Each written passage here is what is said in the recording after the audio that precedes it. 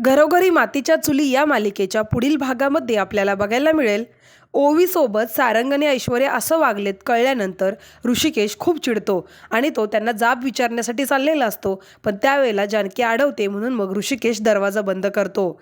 त्यावेळेला जानकी आतूनच हात जोडून ऋषिकेशला म्हणते, डोक्यात राग घालून चुकीचं काही करू नका.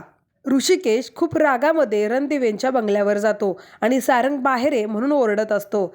त्यावेळेला घरातून सगळे बाहेर येतात. सारंग ऋषिकेशला विचारतो, काय आहे?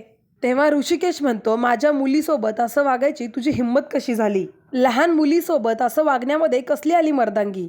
त्यात ऐश्वर्यामध्येच म्हणते, मग आपल्या मुलीला घरातच ठेवायचं. आणि ऐश्वर्याने असं बोलल्यानंतर ऋषिकेश बास म्हणून तिच्यावर जोराने ओरडतो आणि म्हणतो, तुझ्या घाणेरड्या तोंडाने माझ्या मुलीचं नाव घ्यायचं नाही, तुला सांगून ठेवतो ऐश्वर्या.